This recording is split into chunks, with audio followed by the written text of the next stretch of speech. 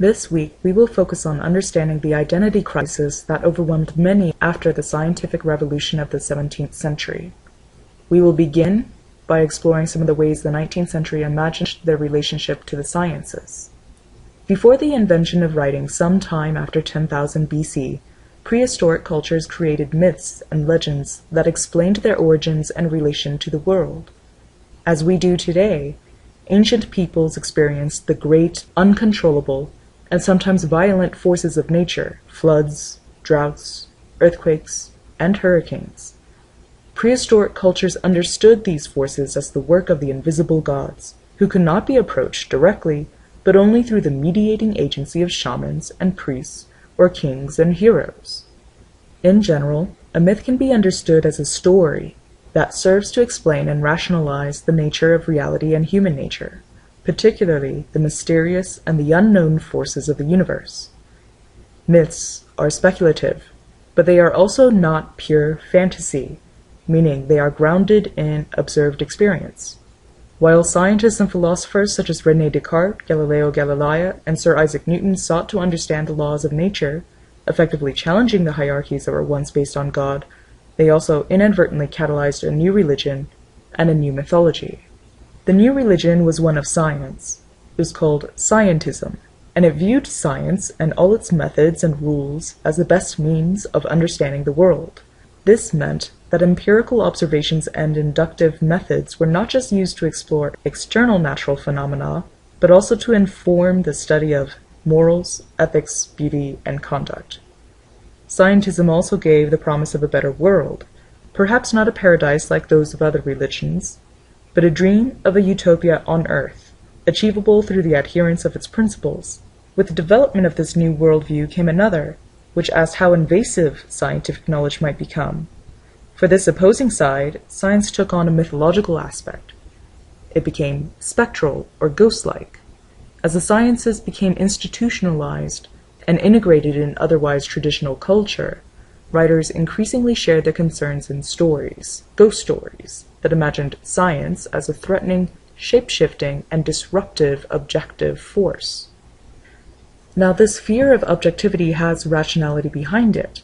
With the 18th and 19th century treatments, science, like religion, seemed to take on a life of its own, promising and threatening to rule and convert human perception, knowledge, and expression. Here, there was perceived battle between subjects and objects, those who were supposed to be the unquestionable observers, people, and those things which were supposed to remain simply observed, objects. For a variety of reasons, humans were no longer promised the status of subject or master in this subject-object relationship. For instance, humans were no longer assured a position in the great chain of being, which originally confirmed their superiority to animals. Moreover, the individual knowledge of subjective experience could not justify its value in comparison to the efficiency and comprehensiveness of objectivity which scientific tools could bring.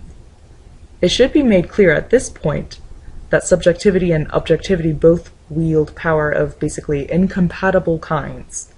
While the limitations of individual human perception are often depicted as inferior to the tremendous information available through technology and collaboration, pure objectivity in its determinism is powerless to effect change when subjectivity confers agency and free will upon the individual.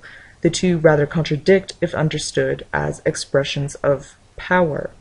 However, they make more sense if understood in terms of space, whereas subjectivity involves human-centered knowledge, objectivity stresses decentered and otherwise dehumanized data or information oriented outside of human experience, such as through the use of tools, like a camera.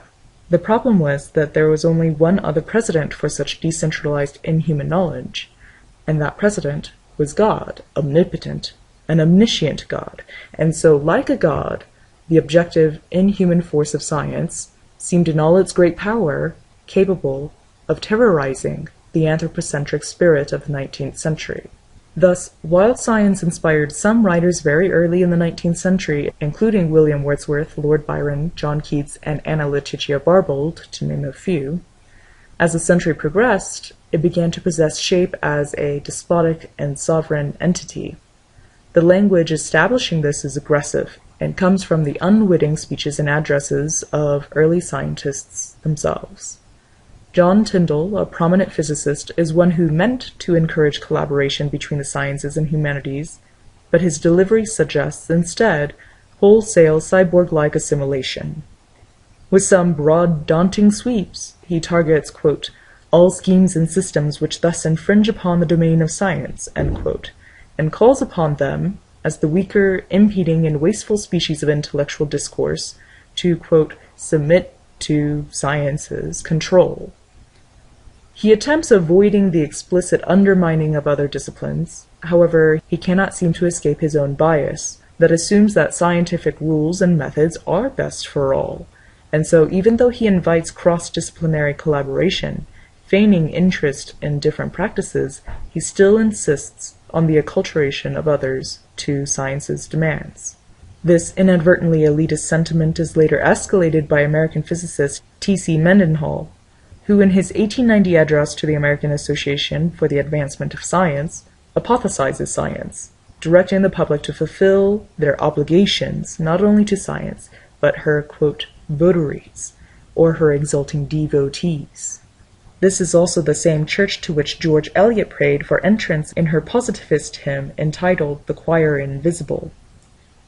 In all cases, Tyndall, Mendenhall, and Eliot seem to advocate a type of science that is, as critic Rebecca Herzig pronounces, quote, a disembodied entity with independent command, end quote, like a nation or God, demanding subservience. So the word science by the 20th century is more than an alternate means of gesturing towards the sciences, the multitude of scientific branches. It signifies a nebulous constellation that has gained technological power to shape a kind of truth, that is objectivity, in place of another, that is subjectivity. This is the reason why some in the past have seen science as a disembodied force. It is generated by a collective of scientists, experiments, and conclusions, and so, like a cloud of particles, possesses no visible individual body, even though it retains the silhouette of one. The word science, in this case, is just a shadow of the actual sciences. The point here is to contemplate the hauntingness of scientific objectivity which began building in 19th century Britain. In particular, this requires recognizing the metaphor specter as rising in its own time with the growing pains of interdisciplinary study, embedding in the language to indicate both apprehension and desire for material change, and as with any ghost, although it is often sensed, its presence has not always been consciously caught. Though fearless of science himself, Thomas H. Huxley gives one of the earliest reports observing the spectre's mounting presence, describing its appearance in his 1868 Edinburgh lecture as the indistinct terror plaguing his colleagues.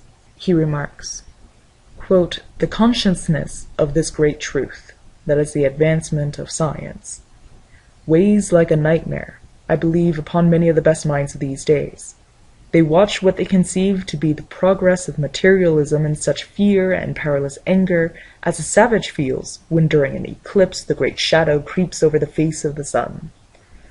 The advancing tide of matter threatens to drown their souls. The tightening grasp of law impedes their freedom. They are alarmed lest man's moral nature be debased by the increase of his wisdom. Huxley's articulation could not be more apt in expressing tension. He uplifts science, affiliating it with the great truth, that is the meta-truth, that objectivity or truth in itself is advancing, while obversely downplaying subjectivity by highlighting its limitations in wisdom as powerless and savage. With such language, it makes sense that science, scripted as a metaphorically transcendent force, weighs as a shadow upon the mind's condition to look towards nature and its metaphorically and platonic good sun for guidance. The shadow of science, as Huxley says, is a nightmare. And it is from this brooding darkness, these anxious representations of science, that the metaphorical monstrous mechanisms of the century spawned forth. Mary Shelley's Frankenstein presents one of the earliest and most famous examples, a grotesque composite of once living beings and hideous progeny embodying the collective materialism of science. Victor Frankenstein's creature, tentatively balances Shelley's hesitant fascination with the sciences, an ambivalence proliferated by scientific figures like the eminent chemist Sir Humphrey Davy, whose lecture on galvanism captured Shelley's imagination. In an oft-quoted spiel, he declares that science, quote, has bestowed on him powers which may almost be called creative, which have enabled him to modify and change the beings surrounding him, and by his experiments to interrogate nature with power, not simply as a scholar, passive and seeking only to understand her operations, but rather as a master, active with his own instruments. His views are prescient of Tyndall's, Mendenhall's, and Eliot's godlike science, empowered with, and empowering, agency, supremacy, creativity, and vision upon its participating votaries. But Frankenstein's monster is one that menaces this dream. Meant to be an instrument of Victor's glory, the monster instead becomes another master, and as a byproduct of scientific venture, a creature, and a subject trekking his own path to self-consciousness, that is a monster in his own right, he threatens Victor with his hybridity, saying, quote, "Slave, I before reasoned with you, but you have proved yourself unworthy of my condescension. Remember that I have power. You are my creator, but I am your master. Obey." End quote. This vigorous eloquence competes as its own animated force against humanity. Thus, noted interdisciplinary scholar Gillian Beer argues that the monster exposes the undesired secret that, quote, organic form may itself be no more than a simulacrum of life, end quote. That René Descartes was right. Humans are just mechanisms of the universe, and a hideous mechanism like the creature is just wearing the meat suit of organicism, affronting the human ego.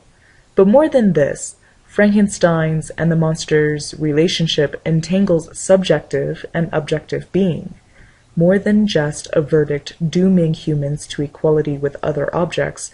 Frankenstein, the novel, admits the complex, reflexive, and fluctuating dynamic between two entities who still maintain agency, while alternately playing the roles of both agent and tool, never completely powerless, but never solely possessing power. The monster, then, is the aberrance of scientific materialism in the 19th century. He threatens, with all the embodied consequence of scientific dehumanization and decentralization, to breed an alternate reality where relationships empower objects and instruments, like the creature, with the equal opportunity to seize command of the cosmos. In short, to many of the 19th century, the sciences were not a collective of scientists, but a force known simply as science. And this science was ill understood and much feared.